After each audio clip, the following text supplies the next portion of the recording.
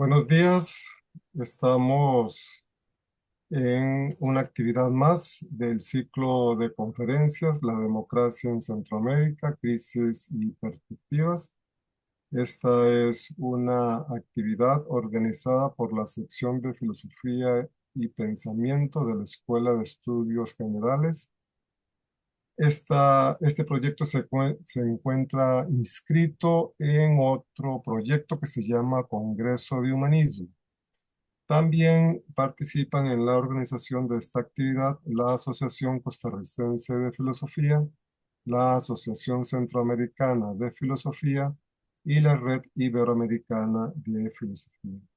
Hoy contamos con la honrosa participación del máster Rogelio Laguna de la Universidad Nacional Autónoma de México y ha cambiado el título de su conferencia. En la publicidad aparecía La estética de la democracia, eco del monarquismo, pero ahora se va a llamar El sujeto político en las monarquías parlamentarias, reflexión sobre una contradicción.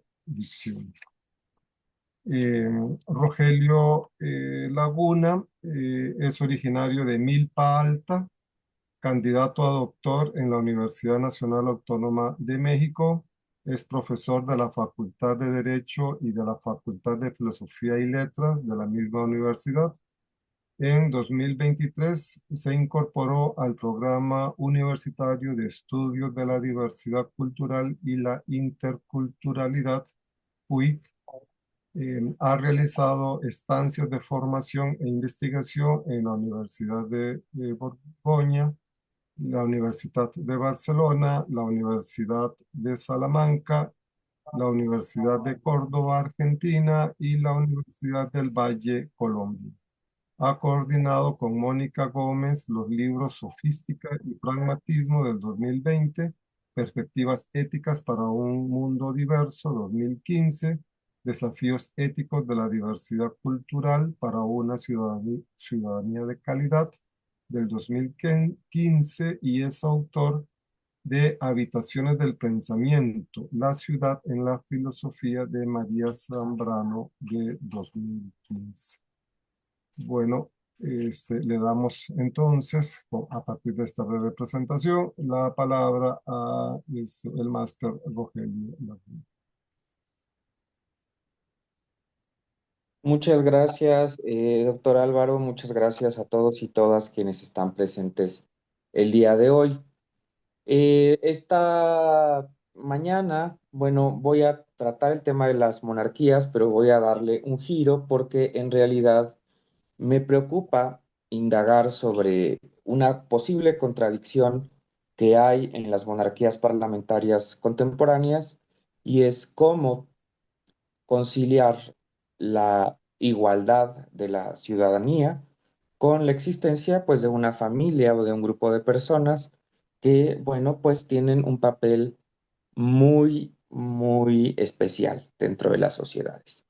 El título que había originalmente propuesto tenía que ver más bien con la estética de los ámbitos republicanos, porque pienso que se puede sostener la tesis sin mayores, pues digamos, equivocaciones sistemáticas de que los sistemas republicanos tomaron de las monarquías su estética, de tal manera que muchos de los elementos que observamos en el protocolario, en las ceremonias, en los procesos de la vida republicana, pues se parecen de alguna manera al ámbito monárquico o heredan del ámbito monárquico.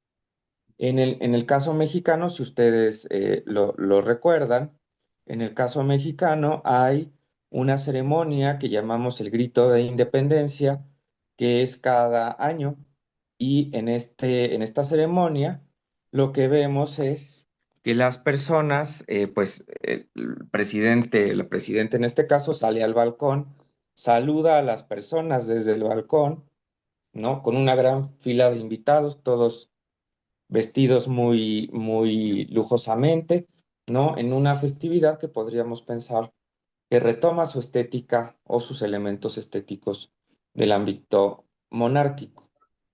Las monarquías son unos dispositivos políticos que existen mucho antes de que existan las democracias.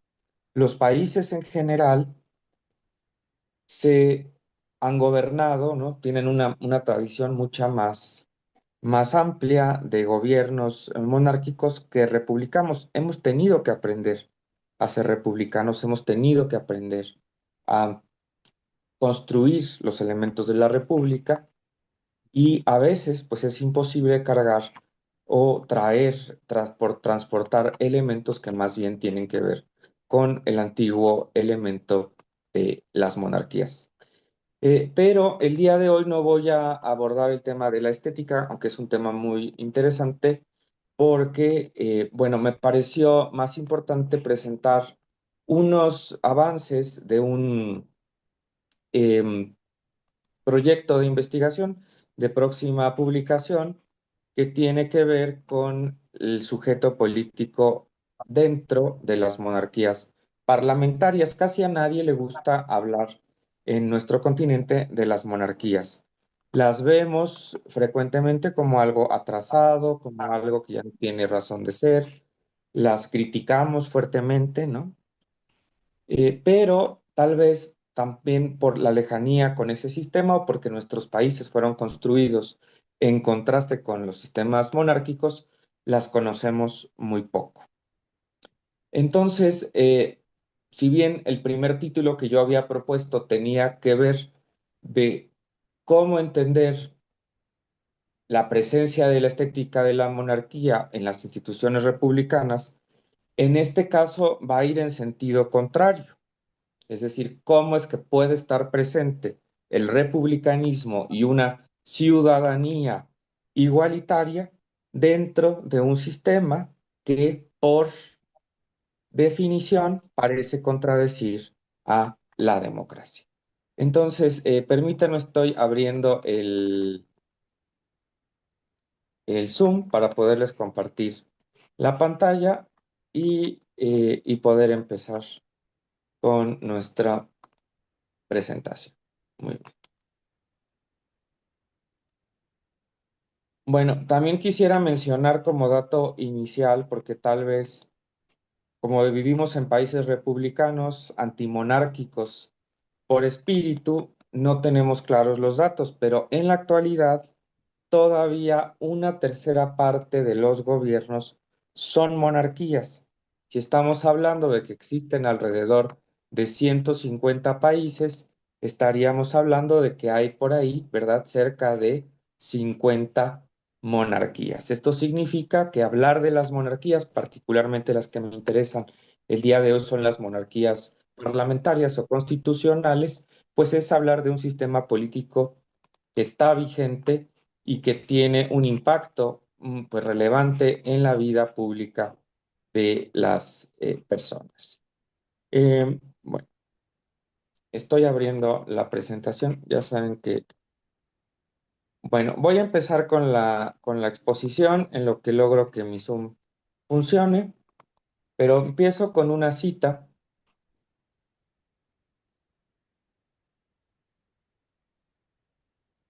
A ver, parece que ya se va a abrir para de una vez. Ya lo puedo.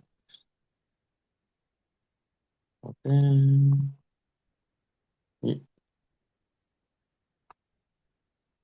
en lo que el Zoom se actualiza o sigue actualizándose, empiezo con una cita que nos dice lo siguiente.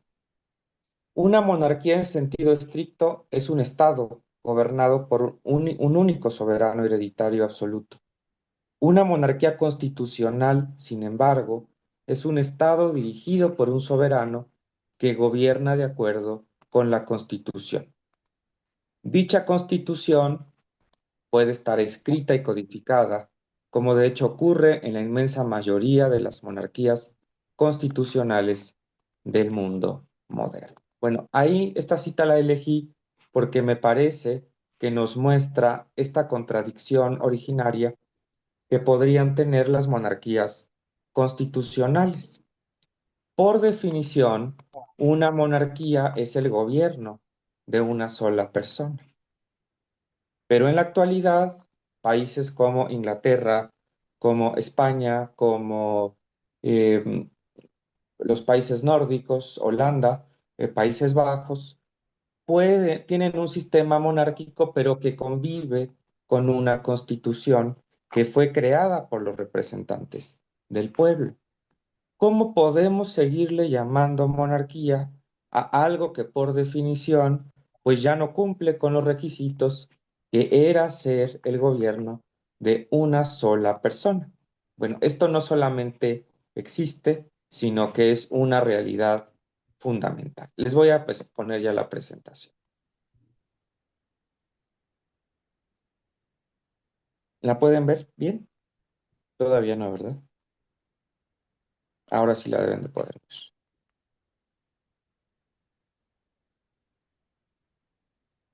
Perfecto.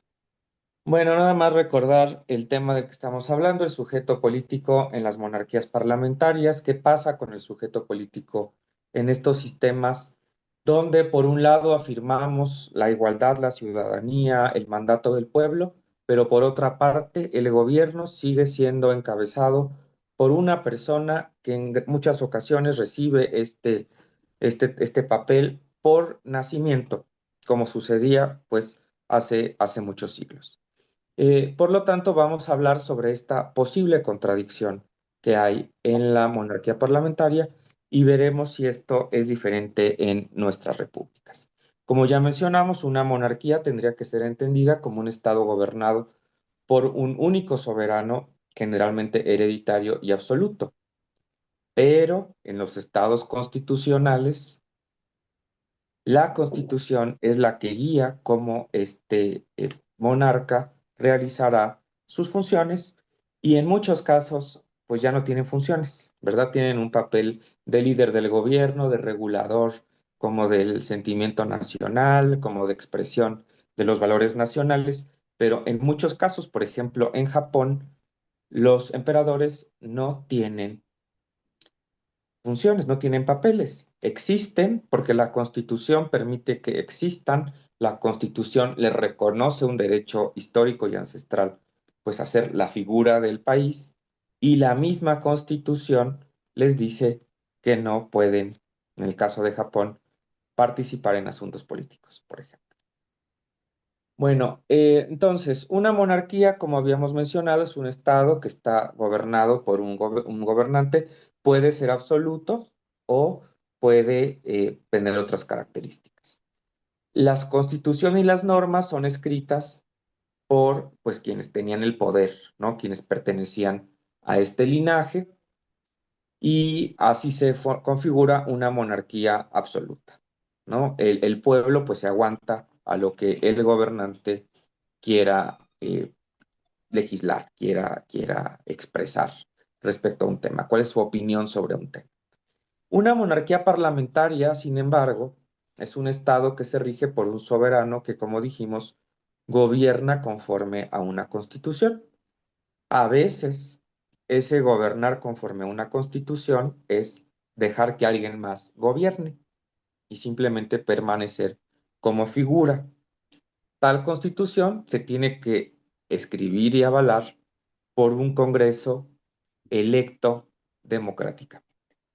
Entonces, las monarquías parlamentarias podríamos entenderlas como sistemas mixtos, donde por un lado sí hay una dinastía, hay un gobernante, hay una figura que, para decirlo con palabras del antiguo régimen, que encarna a esa nación, pero esa persona está acotada y tiene que actuar conforme a lo que democráticamente se ha mencionado.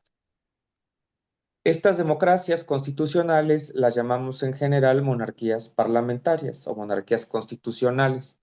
Este término fue usado por primera vez en 1801 y cuando hablamos de monarquías parlamentarias o constitucionales hablamos de monarquías limitadas. La Constitución no permite que el soberano, de hecho, gobierne al Estado.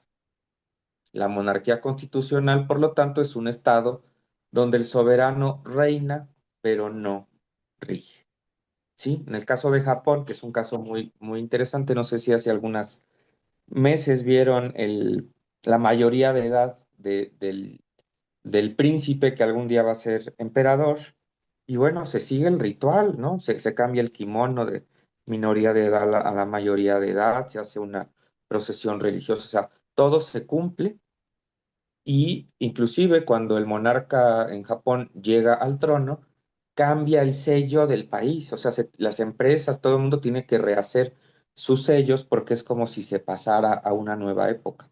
Entonces, el monarca tiene una función, sí, tiene una función simbólica, pero en un sistema político el símbolo es importante. El símbolo cuenta, pero quien gobierna será quienes la Constitución establece que sean los gobernantes, y por lo general se trata de personas electas directamente por la población y que conviven en las monarquías parlamentarias, por ejemplo, en Canadá, con un gobernador o gobernadora general. Entonces, para retomar lo que ya habíamos mencionado, al día de hoy una monarquía constitucional es también una monarquía limitada. No se permite al soberano gobernar realmente. Macaulay fue uno de los primeros teóricos que se dio cuenta de que de este significado moderno de monarquía constitucional, y lo describe en 1855 en su Historia de Inglaterra. Y cito aquí, esta cita que a su vez viene de este pasaje de Bucknor de 1996. Según la idea pura de la realeza constitucional, el príncipe reina y no gobierna. Y la realeza constitucional, tal como existe ahora en Inglaterra, se acerca más que ningún otro país a la idea pura. Una monarquía constitucional, por lo tanto, es un estado donde hay un soberano que reina, pero no gobierna, ¿no? Bueno, ahorita hablaremos. ¿Y entonces para qué existen? ¿Verdad? Bueno, porque como hemos mencionado, hay un papel de representación del Estado, hay un papel de darle un rostro al Estado, que en los casos de las repúblicas, pues lo hacen los presidentes. A la vez que gobiernan, le dan un rostro al Estado, temporalmente. Los reyes, en cambio, pues se dedican a eso, a darle un rostro al Estado, cortar listones, tomarse fotografías, abrazar bebés, y eh, ese periodo que le dan rostro al Estado, pues está marcado con su vida, ¿no? O mientras estén en el trono. Y en cambio, en el ámbito republicano, el límite, ¿verdad?, de esta representación del Estado tiene que ver con los ciclos electorales. Actualmente, ¿verdad?, la mayoría de los estados europeos son repúblicas. Todas las monarquías que han sobrevivido en Europa son monarquías constitucionales. 7 estados europeos, además de Gran Bretaña, son monarquías. Los 3 países escandinavos, Noruega, Dinamarca y Suecia, los Países Bajos y España. En España recordemos que la monarquía constitucional se restauró en 1975 para hacer una transición, digamos, pacífica de la caída del franquismo a un nuevo momento de España. Esto es importante porque en España es uno de esos casos donde la monarquía, al menos en su momento, no se veía como un paso hacia atrás, sino como un paso hacia adelante.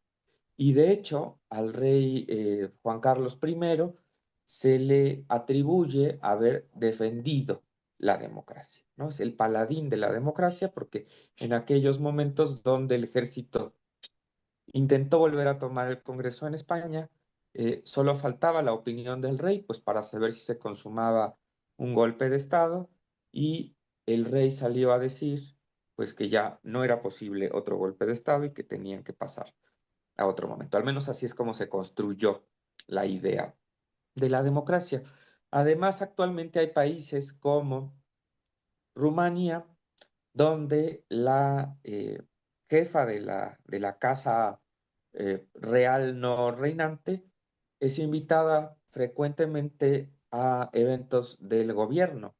¿no? Desfiles militares, o sea, empieza poco a poco a encarnar este rostro del país, ¿no? Y dirían los que defienden este modelo, y entonces los gobernantes se pueden dedicar a gobernar y alguien se dedica a hacer todas estas actos protocolarios, cenas de Estado, etcétera. Tenemos además, bueno, hay otros países que son monarquías parlamentarias, como es el caso de Japón, pero en el caso de Europa, pues tenemos, por decir algo, a Bélgica, a Dinamarca, bueno, Gran Bretaña ya no está, la foto actualizada del rey Carlos III y España, ¿no? Actualmente en Europa, pues hablaremos de 8 reinos, incluyendo Irlanda del Norte, ¿no? Y en el caso del continente americano, los países que dependen de Holanda y de eh, Gran Bretaña, pues también serían monarquías constitucionales, como es el caso de Canadá y Belice, que ustedes lo tienen más cerca, Álvaro, Belice, que yo en la Ciudad de México. Eh, ¿Cuáles son las reglas de las monarquías constitucionales? Bueno, hay dos principios fundamentales. El primer principio es que el soberano debe regirse conforme a las leyes. ¿Sí? Entonces, ¿el soberano puede hacer lo que quiera? No, no puede hacer lo que quiera, ¿sí? Sino que tiene que cumplir ciertas reglas. Para empezar, para heredar el trono. En el caso de Inglaterra, había leyes que solamente permitían o que daban preferencia, como fue en el caso de España, a los hombres por encima de las mujeres para poder gobernar. Para llegar a ser, por lo tanto, monarca, tendrías que cumplir con esos requisitos, ¿no? Para empezar, ser hombre, ¿no? Por ejemplo. Y si eres mujer, pues no cumples con los requisitos. O sea, el soberano cumple con una serie de principios rectores para poder acceder como a este lugar, ¿no? Pues de asumir como el país, ¿no? Ser el rostro del país. Y también hay un segundo principio, y es que los derechos de los ciudadanos son independientes de los deseos del soberano. Sí, bueno, y yo preguntaría, ¿cuáles deseos? Porque generalmente no vemos a los reyes ni a las reinas salir a opinar políticamente. No es su papel, no son sus funciones opinar políticamente, porque para eso existen los primeros ministros, para eso existen los gobiernos elegidos por las personas, y los soberanos, pues no pueden, ¿verdad?, pensar que sus deseos pueden ser diferentes que los deseos que ellos puedan tener. Ni siquiera en el Brexit, ¿no? Hubo una foto muy famosa donde al parecer la ahora difunta reina Isabel II, ¿no? Parecía vestida con los colores de la Unión Europea días antes del Brexit, como dando un guiño de que, ¿no? A lo mejor ella no estaba a favor del Brexit, pero no podía salir a decir que el Brexit era algo bueno o algo negativo para el Estado. Y recordemos que en el caso de Gran Bretaña, que es el caso que tal vez conocemos un poco más por las series que nos presentan esta monarquía, los primeros ministros, las primeras ministras se reúnen con los monarcas y dialogan sobre la situación política, la situación social.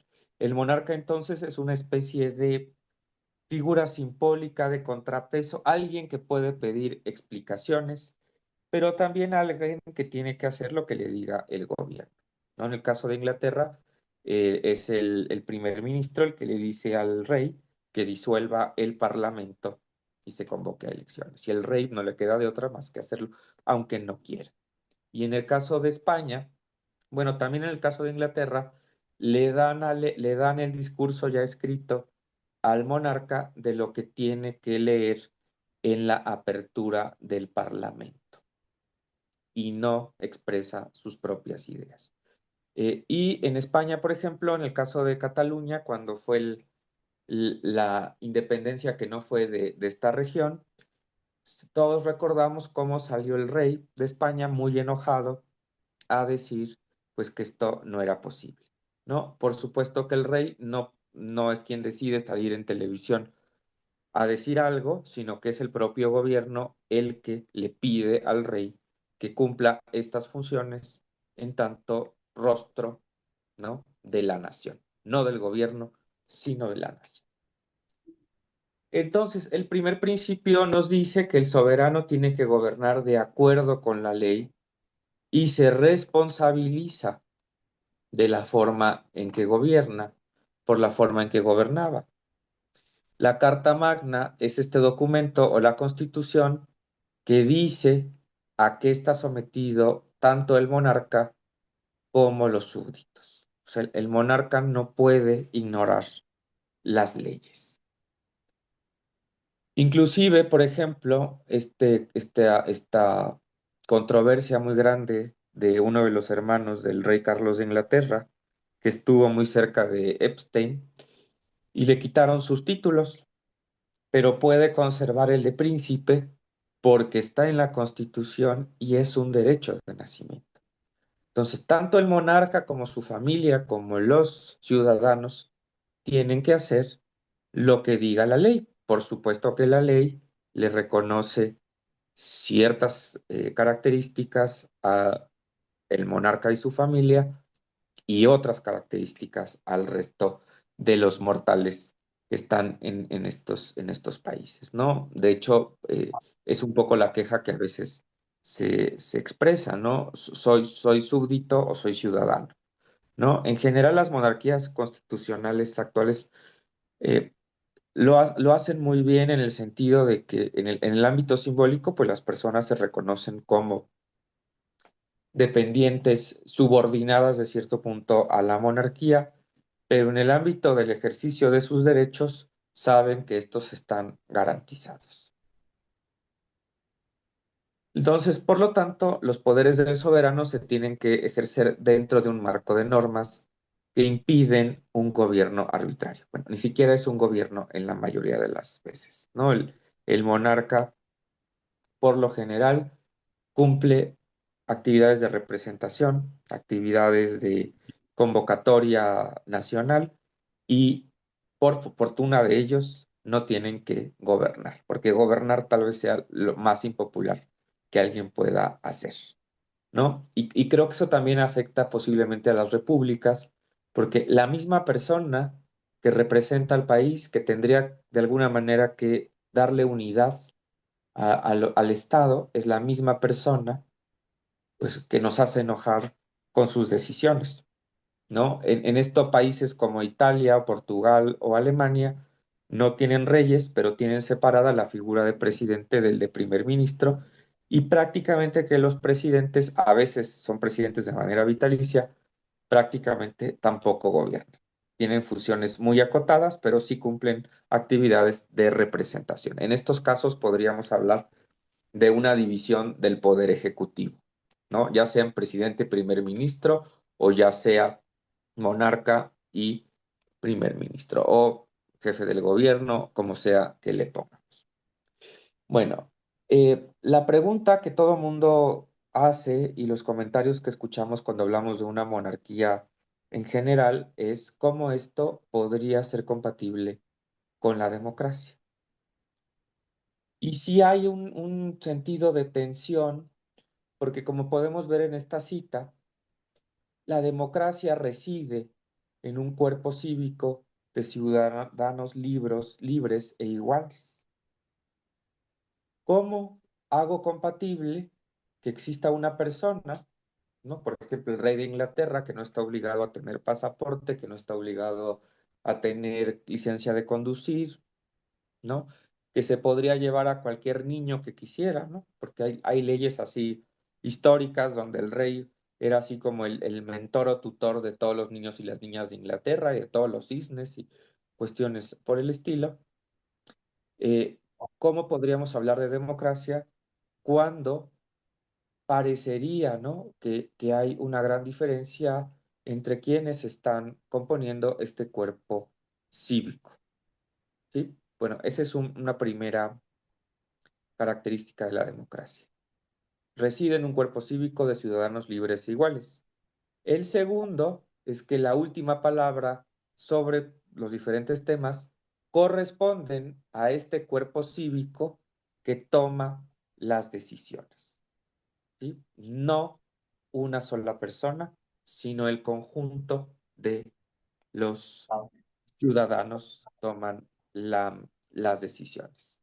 Esto, por supuesto, sí se cumple en las monarquías parlamentarias, pero el primero no se acaba de cumplir, ¿no? Inclusive los monarcas pues tienen pensiones, tienen eh, seguridad a su disposición, tienen vehículos, tienen aviones, ¿no? Tienen toda una serie de recursos pues que el resto de personas no van a poder eh, pues tener cubiertas tan fácilmente, ¿no?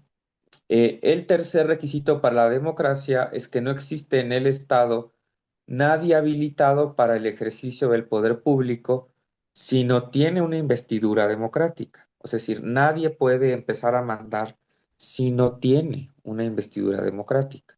Es decir, hay un procedimiento para la elección de las personas. ¿Lo cumple o no lo cumple la democracia constitucional? Pues en principio sí. El rey es rey porque la Constitución así lo permite, ¿no? Cual día que no quieran reyes, pues cambiarán sus constituciones y ya no habrá reyes, pero por alguna razón, estas ocho monarquías constitucionales en Europa y la de Japón, 9 monarquías constitucionales, pues posiblemente consideran que sí cumple algún papel relevante. Mientras tanto, ¿verdad? La monarquía parece incompatible con el régimen democrático en esas mismas 3 dimensiones que acabamos de hablar. Ahí estoy recuperando un artículo de Martínez de 2020. En primer lugar, la monarquía existe, creo que se nos está filtrando por ahí un micrófono, si nos ayudan a cerrarlo. Bueno, en primer lugar, el monarca opera como una especie de límite a la soberanía popular. Ay, ¿nos podrán ayudar a cerrar? Déjenme ver. Ya, muchas gracias. La existencia del monarca supone que es una especie de límite a la soberanía popular, eh, simplemente por su existencia, ¿no? O sea, el monarca va indicando ciertas pautas, va acompañando ciertos procesos y va orientando, ¿no? Como esta vida colectiva que de alguna manera se ve eh, pues con un contrapeso con el monarca, ¿no? Hay asuntos del monarca y hay asuntos del pueblo. Inclusive en Inglaterra, pues los reyes no votan, ¿no? Y en muchos otros países tampoco votan. Vota el pueblo. El papel de los soberanos, las soberanas, es otro papel. Entonces, bueno, ahí hay una primera tensión. La monarquía como incompatible, ¿no?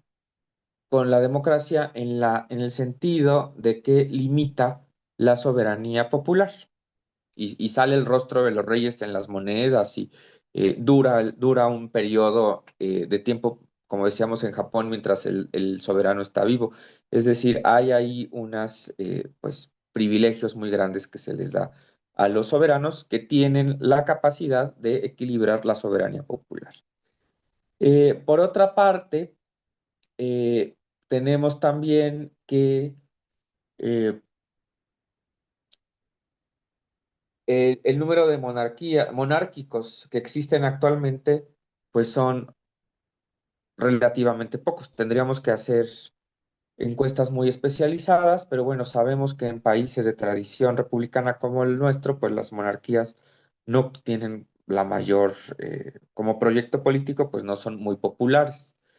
Pero en otros lugares, pues la tradición o simplemente ya te acostumbraste a que exista tal persona como rey o reina, pues permite que de alguna manera se legitime esta existencia, del rey o la reina, pero sí están como en un lugar un poco complicado porque efectivamente nadie los votó y nadie los eligió y además están gobernando, están reinando por un tiempo pues relativamente largo.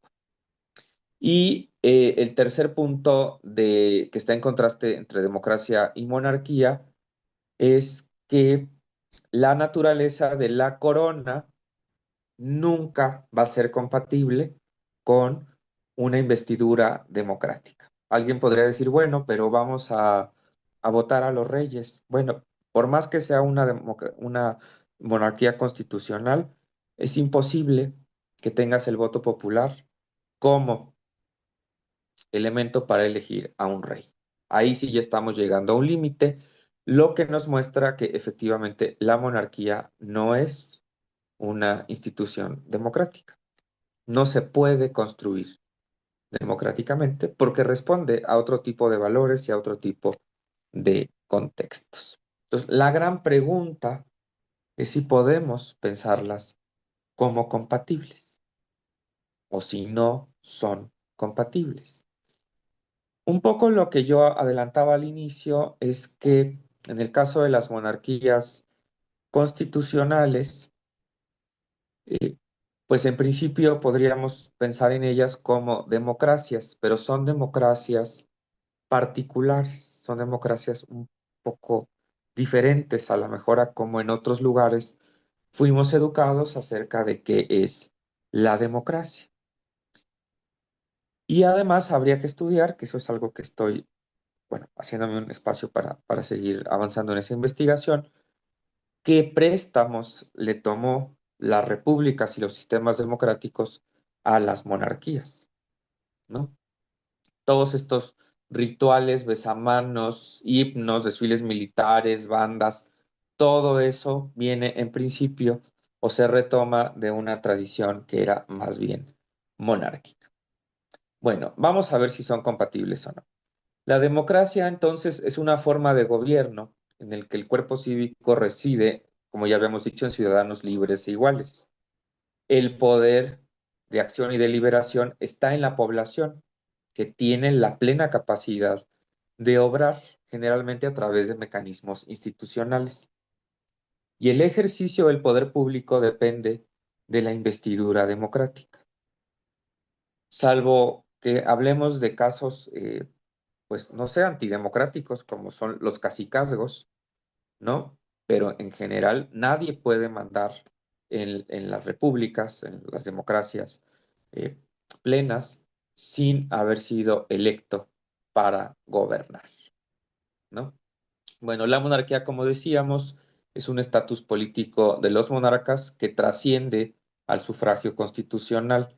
Sí, la Constitución los reconoce que deben de existir o que existen, pero no pide que sean elegidos por soberanía popular.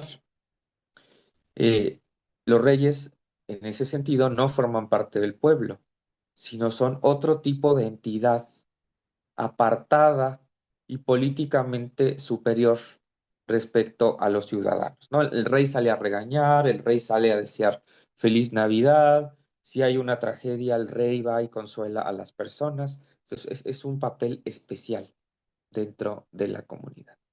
Por esta razón, la corona no admite elecciones democráticas, ¿no? Va en contra de la idea de democracia. A partir de Rousseau, sabemos que la democracia es una forma de gobierno en la que no se exige otra cualidad, ¿no? Más que ser ciudadano para tener acceso al proceso político del ser ciudadano a tiempo completo, que tener la plena capacidad de obrar. Entonces, mientras yo pues cumpla con los requisitos, mientras yo pues siga, ¿no? lo determinado por las normas y las leyes, pues puedo participar en los procesos políticos y ser ciudadano. Las personas que participan del contrato social idealmente están facultados, ¿no? Para pues participar en todos estos procesos e ir construyendo la llamada voluntad general. Por lo tanto, podríamos decir que una república o está basada en el sufragio universal o no es una república, ¿sí? En el caso de la democracia, ¿no? Pues entendemos la democracia como un sistema donde pues un pueblo, ¿no? Tiene un tipo de contrato social que va a ejercer la voluntad de la mayoría. Exige la existencia de derechos individuales que reconoce al Estado, la igualdad entre ciudadanos y la división de poderes. Por lo tanto, el Estado constitucional democrático pues supone una serie de compromisos democráticos y republicanos, principalmente de la tradición liberal, en la que pues se conjugan elementos como el sufragio universal, la política de masas, el componente igualitario, no solamente en el ámbito de las facilidades que se le da a la población, sino también en el ámbito cultural, ¿no? La tradición liberal estipula, ¿verdad?, que se diseñe el Estado en las constituciones e instituciones, los gobiernos, a partir de un sistema de derechos, pues muy igualitario y muy, en principio, ¿verdad?, incluyente. Por lo tanto, ¿no? Cuando no existe un gobierno que es pero puramente democrático, podríamos pensar que ya no estamos hablando de democracia como tal, o la democracia tiene un alcance limitado. En el caso de la soberanía, que es un concepto muy problemático, ¿no? Siempre pues hay una discusión o hay teorías que nos dicen cómo se ejerce esta soberanía, cómo es que los eh, personas del pueblo, que son los que en principio pues son estas teorías los que poseen la soberanía, en las monarquías constitucionales pues en principio no, es el soberano el que tiene justamente esta soberanía, pero los ciudadanos lo ejercen a través del voto, que tienen que ser periódicas, libres y competidas. Sobre estas bases democráticas se intentaron eh, en las democracias constitucionales insertar elementos que llamaríamos aristocráticos, ¿no?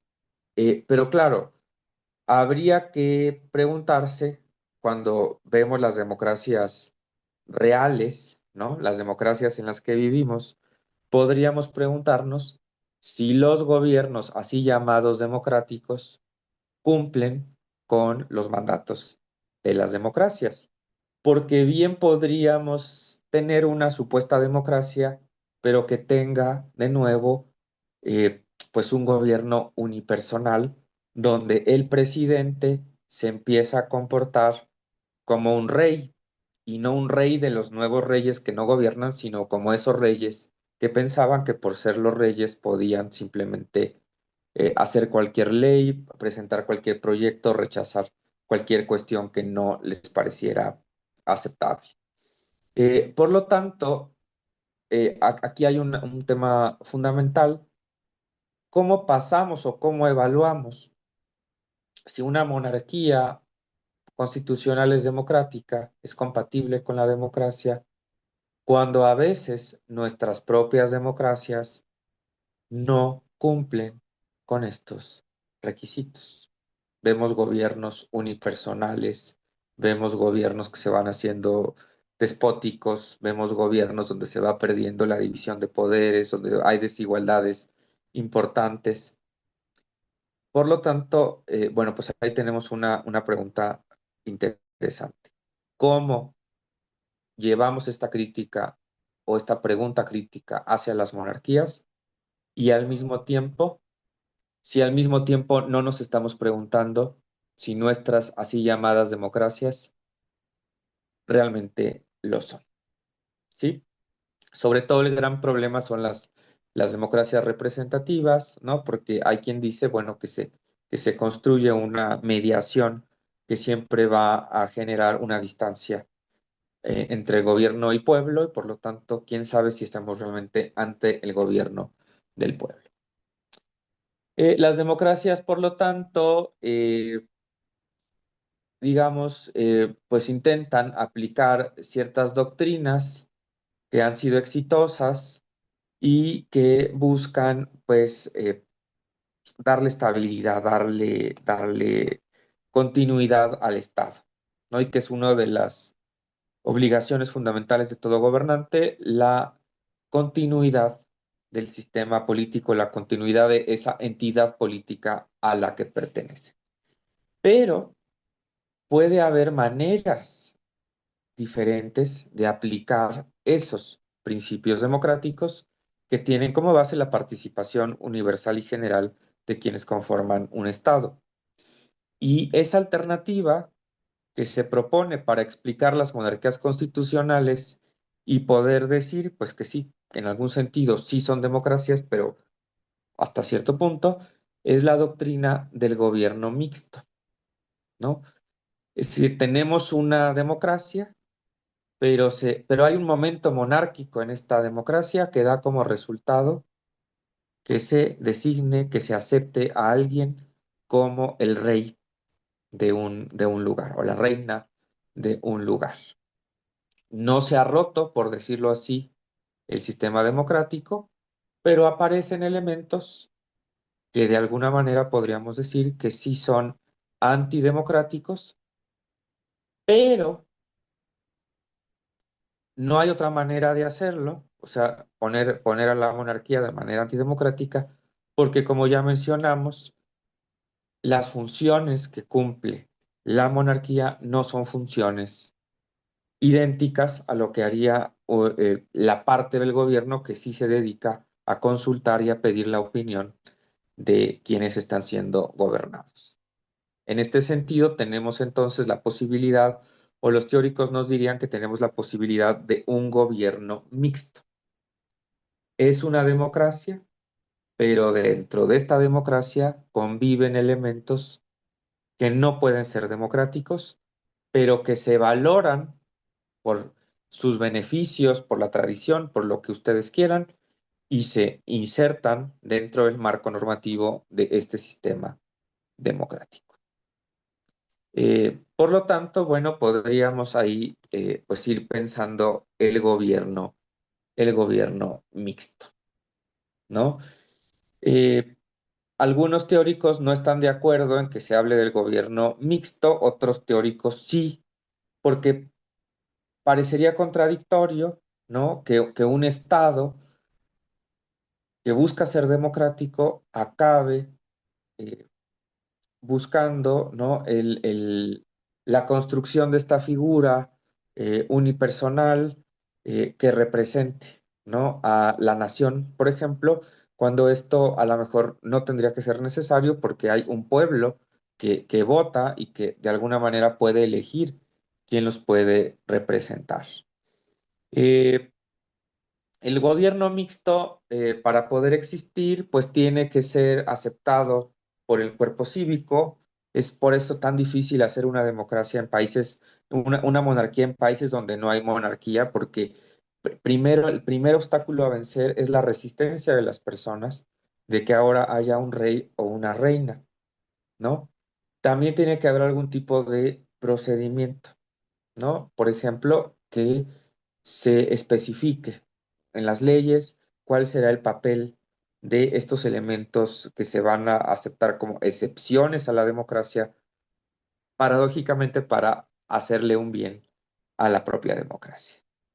Y también, ¿verdad? ¿Cómo garantizar que quienes formen parte de este gobierno mixto, es decir, pues particularmente los soberanos y las soberanas, puedan mantenerse lejos de la lógica de partidos y neutrales ante las distintas fuerzas políticas que están presentes en un Estado y lograr el afecto de las personas para lograr la unidad y la continuidad del Estado?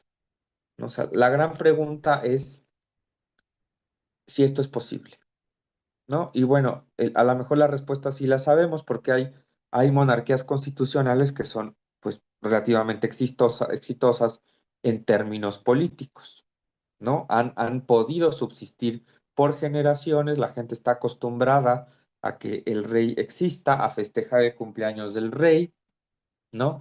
Inclusive tenemos unas monarquías como electorales, pero es extrañas, ¿no? El caso del Vaticano es una monarquía electoral un poco extraña que habría que estudiar aparte.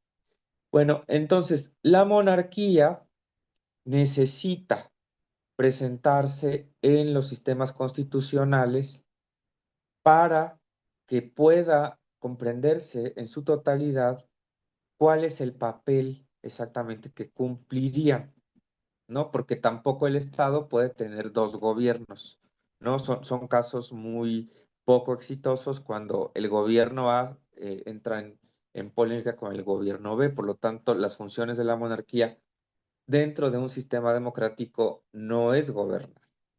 ¿Y entonces para qué existen?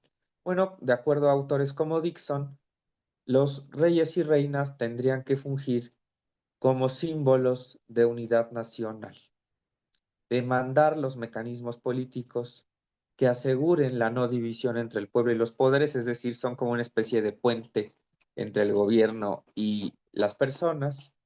Y también esto es importante cuando hay una transición de poder, el monarca le da estabilidad al Estado, ¿no? Se disuelve el Parlamento, se va a buscar un nuevo primer ministro y unos nuevos representantes, y mientras tanto, la figura del rey o de la reina sigue ahí como base sobre la cual se construyen todas las demás instituciones.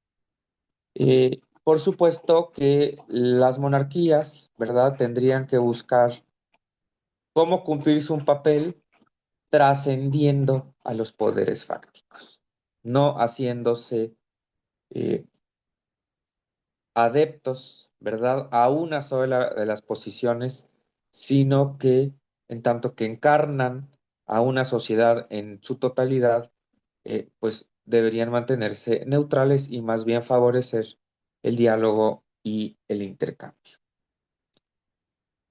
Ahora, Lamo de Espinosa pues tiene unas ideas un poco pues escandalosas, ¿no? Controversiales, que voy a leer y ustedes me dicen ahorita que estamos ya por acabar, ¿qué les parece?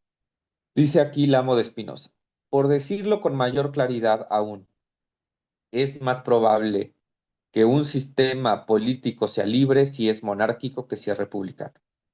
Y si el régimen es libre, será de mayor calidad si es monárquico que si es republicano.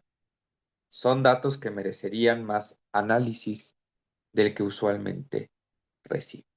Bueno, pues habría que escuchar con más cuidado los argumentos, habría que revisar exactamente pues cuáles son todas esas ventajas que podría tener la monarquía, pero lo que sí queda claro es que hay personas que evalúan las monarquías constitucionales como sistemas políticos que tienen una calidad mayor a los sistemas republicanos. Y aclaro que no es apología de la democracia, porque digo de la monarquía, no es invitación a que hagamos monarquías, porque yo de hecho considero que en países donde no hay una tradición monárquica, no se puede construir de la noche a la mañana, ¿no? Sería muy problemático. Estamos tan educados para ser iguales que si de repente me dicen que acaban de elegir a Sutanito como rey para toda su vida, pues posiblemente sea algo que no aceptemos como sociedad, ¿no? Bueno, la monarquía constitucional, por ejemplo, es lo que dice este señor Lamo de Espinosa, pues le echa muchas flores en el caso de España y dice, la monarquía fue una institución neutra, percibida como neutra, que podría acoger las preocupaciones nacionales y definir un rumbo para el país. O sea, la monarquía constitucional era la salida más estable, era la salida más que garantizaba una transición mucho menos problemática y tal vez por eso cuando ¿no? Se va viendo que va a haber una transición del franquismo a lo que sigue, se piensa a través de la ruta de una monarquía. Y nos dice aquí Lario, el gobierno parlamentario se ajusta a las características peculiares de la monarquía, surgió con ella y para ella, adoptándose a su permanencia e irresponsabilidad. O sea, los reyes son irresponsables, es decir, no se les puede atribuir ninguna responsabilidad, ayudando a poner la monarquía por encima de los poderes políticos, porque no es un poder político o no debería ser un poder político del gobierno efectivo y por lo tanto la alejan de la responsabilidad política. Y eso tal vez sea lo único que la salva de ser compatible con las ideas liberales de la democracia, ¿no? En el caso del continente americano, no tenemos gobiernos parlamentarios porque nuestras instituciones fueron pensadas ya como un rompimiento con los sistemas antiguos monárquicos.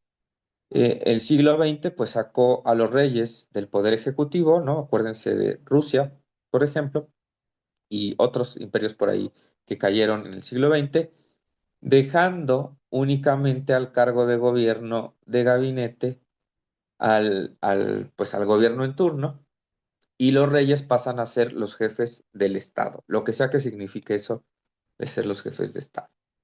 Bueno, ¿y qué tienen en común esos países que son monarquías parlamentarias democráticas?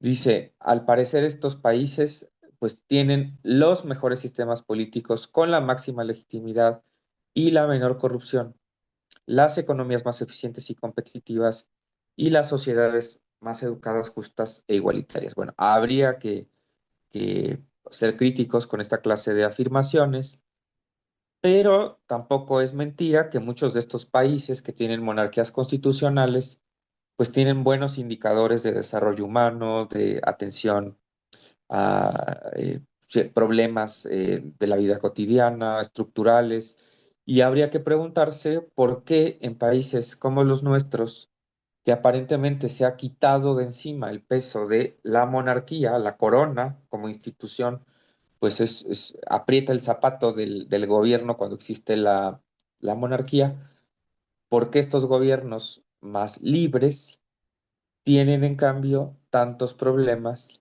para eh,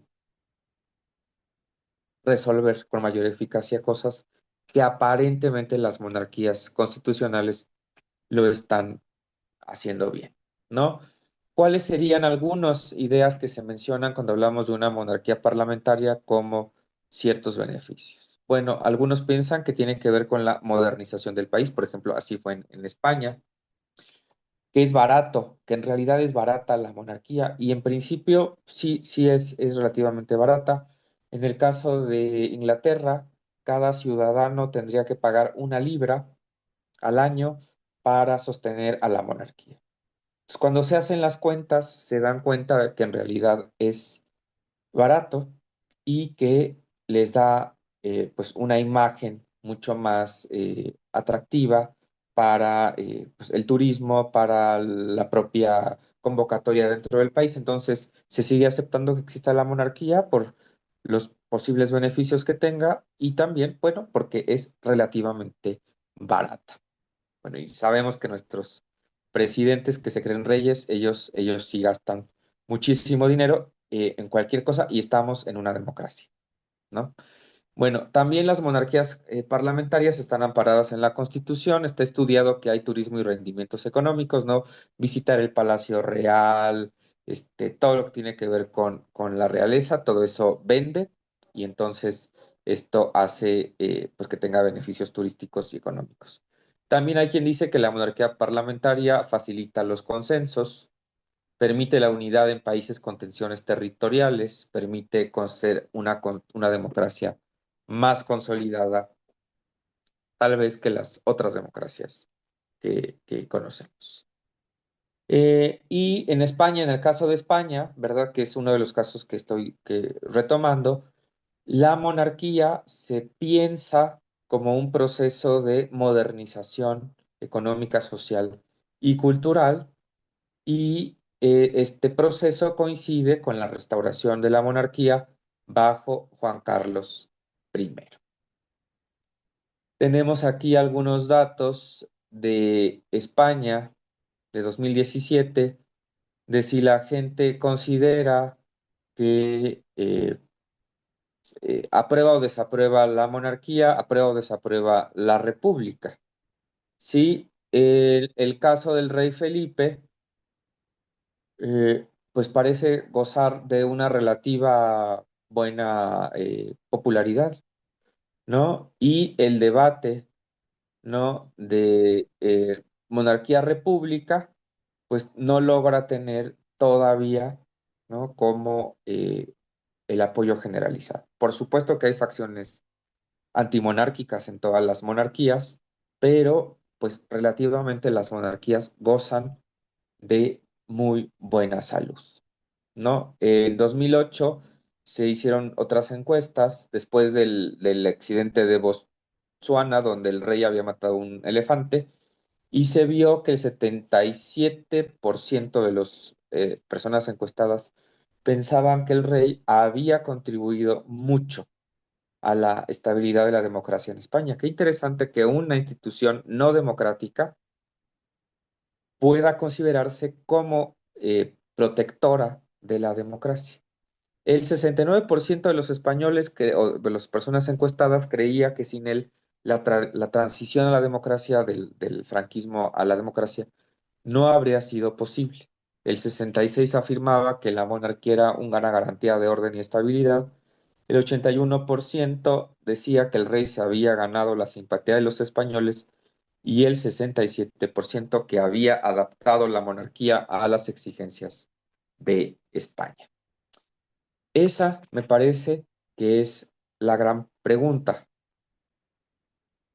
¿Hasta qué punto las democracias que conocemos, las democracias que hemos considerado como las más democráticas de todas, eh, para empezar, cumplen con estos mandatos que exige ser parte de una democracia, pero también hasta qué punto la monarquía constitucional como institución no democrática, sin embargo, permite la existencia de prácticas democráticas dentro de una sociedad. Y cuando vemos indicadores de países que son monarquías, como Canadá o Inglaterra o Japón, pues parecen estar en muchos casos muy por encima de países que eliminaron cualquier elemento monárquico, pero sobre todo por encima de sociedades que no han encontrado la manera de dividir el poder ejecutivo, ¿no? Porque entonces nuestros presidentes, presidentas, se comportan, ¿no? De una manera que agrupan figuras que en estos otros países se pueden separar y tal vez pueda ser una de las razones por las cuales eh, la estabilidad política y social pueda, en muchos casos, pues, al parecer, tener buenos resultados. Pues muchas gracias por su atención y estoy atento a sus eh, preguntas o comentarios. Bueno, muchas gracias, Rogelio, por tan interesante conferencia. Entonces, abrimos un espacio de preguntas entre las personas que están en el Zoom o los que nos están siguiendo por Facebook. Bueno, hay una excusa de Jesse que tenía que retirarse a una reunión, y que dice que luego va a ver la conferencia por YouTube. ¿Sí? ¿Alguna pregunta?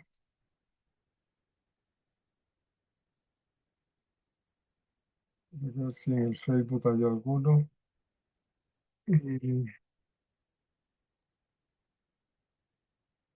pueden escribir sus preguntas. Ah, bueno, Luis, sí. Me pareció muy interesante y muy paradójico esto, que en tiempos de la crisis de la democracia por muchos países se reviva la posibilidad de monarquías. Si uno mira el asunto históricamente, todos los países de Europa que se que entraron en la Primera Guerra Mundial y se arruinaron, que destrozaron unos a otros, todos eran monarquías, no solamente eran monarquías, sino que además eran parientes entre sí, eh, generalmente primos y todos ellos relacionados a su vez con la reina Victoria, y de nada sirvió que fueran monarquías constitucionales, muchos de ellos, para evitar una catástrofe como la Primera Guerra Mundial. Me parece que esta peculiar situación de los países, algunos países monárquicos que quedan en el mundo, que ha sido compatible con regímenes, por otra parte, democráticos y económicamente exitosos, es una peculiaridad histórica, como también otras situaciones han sido propias de distintos países.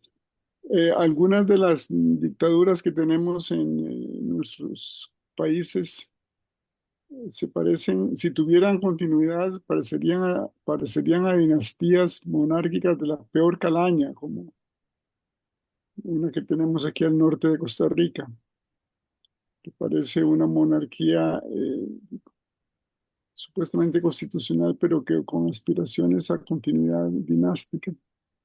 De manera que me parece muy difícil que el caso particular de países como los Países Bajos o Noruega o Suecia o el Reino Unido se puedan imitar o generalizar. Por otra parte, la situación del Reino Unido, por más monárquico que sea, no es nada envidiable desde el punto de vista económico. El Reino Unido en este momento no es ningún modelo económico exitoso.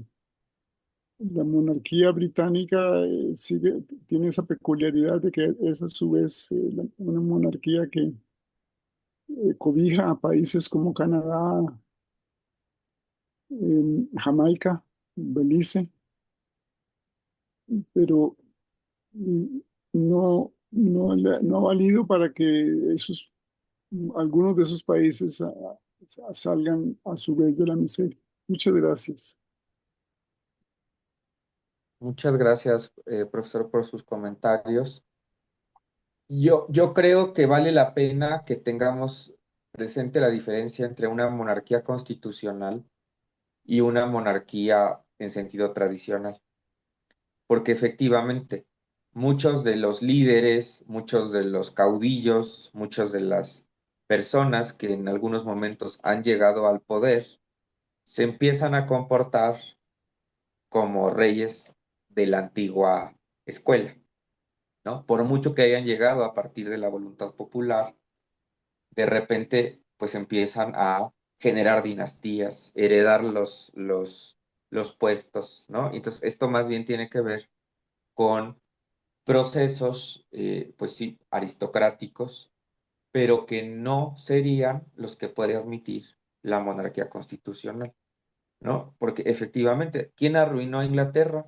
Los reyes siempre van a poder decir, no fui yo, ¿no? Yo nada más corto listones, salgo en la foto, salgo en los billetes, soy simpática o soy simpático, hago lo mejor que puedo, pero yo no arruiné la economía de este país. ¿Quién la ha arruinado? Los gobiernos constitucionales elegidos democráticamente por las personas. Entonces, ahí creo que se muestra por qué la monarquía sí puede funcionar como símbolo de la unidad nacional, ¿no? En Inglaterra ha habido que en un año hay 3 primeros ministros porque no logran, pues, encontrar una ruta efectiva para construir un gobierno. Y mientras suben y bajan primeros ministros, la figura del monarca permanece como neutral a quien llegue. Ahora llega uno, mañana llega otro, pasado mañana otro, de partidos diferentes, con ideas diferentes, y la monarquía, digamos, puede abarcar todas esas posibilidades porque en última instancia representa todas esas posibilidades. Entonces, me parece interesante. Yo creo que en nuestra región no hay tantos estudios sobre monarquías parlamentarias porque es un sistema de gobierno que nos queda un poco lejos. Pero vale la pena me parece, evaluar la calidad de nuestras democracias, pues viendo de qué otra manera se pueden hacer. Entonces, bueno, pues le agradezco mucho sus comentarios. Sí, bueno, muchas gracias. No sé si habrá otro comentario. Había Otra uno en el chat, Hay uno en creo, el pero chat. no veo. en el chat. Ah, sí, perdón. Sí. Víctor Manuel Ramírez Donis pregunta, ¿cuándo se ha desvirtuado el Estado republicano por grados de corrupción y la no independencia de poderes, principalmente en países de Centroamérica? Bueno, A ver, estoy releyéndola, ¿eh? sí, Eh, ok. ¿Cuánto se ha desvirtuado? ¿cuántos hay? Pues yo creo que el problema de las democracias que simplemente piensan que por decirse democracias ya son democracias, es que evaluamos poco la calidad de la democracia. Yo creo que aquí sí vale la pena de tener mecanismos que evalúen la democracia, pero claro, para poder hacer esto necesitamos categorías, necesitamos un modelo. ¿Cómo vamos a evaluar cuándo una democracia es exitosa y cuándo no es exitosa? ¿Cómo saber si las democracias están desvirtuándose, ¿no? Si no tenemos una teoría de cuál sería el ideal, ¿no? Y tenemos pues muchas posiciones, tenemos ideas de qué es democracia y qué no es democracia, pero tal vez en este momento de la historia pues no tenemos una nueva gran teoría que nos explique y que nos ayude a evaluar qué sí es una democracia de calidad y cuándo solo estamos en una democracia, digamos, pues de procesos que legitiman cosas, pero que al final pues no generan una vida de calidad para las personas que viven ahí. Eso es lo que yo creo que está pasando en México, que es el caso que yo conozco pues de todos los días. Tenemos, pues sí, un gobierno que fue electo democráticamente, que a su vez genera procesos que podrían leerse como antidemocráticos.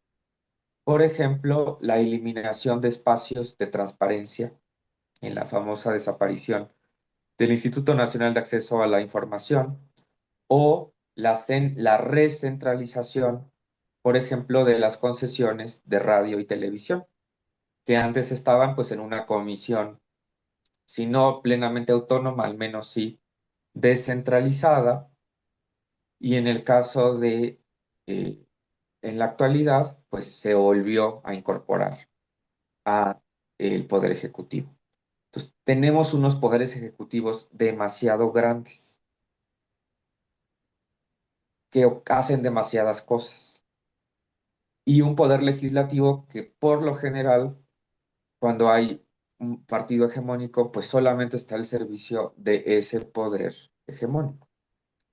En el caso de Inglaterra, el primer ministro está en muchas de las discusiones en el Parlamento. En el caso mexicano, pues jamás vemos que un presidente o una presidenta acuda al Parlamento porque alguien diría, bueno, se está rompiendo la separación de poderes. Pero en Inglaterra parece que sí funciona esa correlación distinta entre el poder ejecutivo y el poder legislativo, que en realidad acaban siendo un solo poder con el contrapeso de la monarquía. Entonces, creo, para cerrar mi respuesta, lo que necesitamos es una teoría, necesitamos criterios que nos ayuden a evaluar cuando estamos frente a una democracia de calidad y cuando estamos frente a una democracia, pues que prácticamente ya solo le queda el nombre, pero está llena de prácticas que podríamos considerar que van en sentido contrario. Gracias por la pregunta. Sí. Bueno, sí, creo que probablemente habría que tomar ejemplo no sé, de algunos estudios que hace el CONARE en Costa Rica sobre el estado de la nación, el estado de la justicia, el estado de la educación, que evalúa calidad, ¿verdad? Y así por el estilo. Hay algunas experiencias que podrían servir para tomar esa iniciativa de evaluación del estado de la democracia. Ujú. Sí, sí, Víctor Manuel Ramírez dice muchas gracias por la respuesta, muy amplio. En el Facebook no tengo comentarios. No sé si Creo que Rogelio, ajá, había una sobre Bukele por aquí, creo que ¿por qué que le? la Para vi. ver, sí, acaba de entrar, a mí me acaba de entrar. Sí, podría hacer una calificación del caso Bukele en El Salvador. ¿Tendrá deseos de ser un rey? Bueno, eso es una pregunta interesante, Sí, pero como yo más bien me he enfocado en la democracia constitucional y parlamentaria, donde el rey no cumple funciones políticas ni de gobierno, entonces Bukele no sería un rey en debe ese ser, sentido. debe ser. Más bien, pues es otra figura diferente, ¿no? A lo mejor un rey, pero de otro estilo, ¿no? Lo que llamamos luego el despotismo oriental, Al estilo ¿no? Trump. Que eran otra manera de hacer el ejercicio unipersonal del poder. Sí, sí, gracias. Sí, bueno, sí creo que ahí hay gente que, bueno, sí, serían reyes de tipo de despóticos, ¿verdad? Sí, ¿no? Bueno, él pretende ser como ilustrado, porque le da esa impresión, ¿verdad? Pero me parece que es como la impresión, sí. Bueno, vamos a ver si hay algún otro comentario. No, no tenemos otro. Bernardo Castillo dice muchas gracias. Bueno, ha tenido bastantes visitas. El Facebook, llevamos contabilizadas 50 visitas en el Facebook de la Escuela de Estudios Generales. Bueno, si te parece, Rogelio, podemos terminar aquí porque ya son las 11:29 eh, y darte las gracias por tu exposición. Muy buena, muy interesante, para reconsiderarla. Y recordarles que para noviembre, y además celebramos el Día Mundial de la Filosofía y creo que estas tres actividades se enmarcan en el Día Mundial de la Filosofía. Tendremos tres conferencias. La de Leonardo Díaz, de la Universidad Autónoma de Santo Domingo, Democracia y Participación Ciudadana en República Dominicana, eh, los vínculos con Centroamérica. Ese será el 12 de noviembre. La de Jonathan Piedra Araya, manipulación algorítmica, retos de la inteligencia artificial en las democracias contemporáneas, el 19 de noviembre, del Día Mundial de la Filosofía. Y la mía, Democracia, Ciudadanía y Diversidad Sexual en Centroamérica, el 21 de noviembre. Quedan muy cordialmente invitados también a esas conferencias. Bueno, y creo que con esto, bueno, no sé si quieres decir algo más, Rogelio. Pues nada más agradecer de nuevo la invitación a este ciclo y también, pues yo creo que la invitación a tener menos prejuicios sobre los sistemas políticos existentes, como es el caso de las democracias constitucionales, no porque tengamos que defenderlas o hacernos monárquicos, sino porque nos dan posibilidad de repensar nuestros propios sistemas y ver si hay algo importante que tengamos que hacer.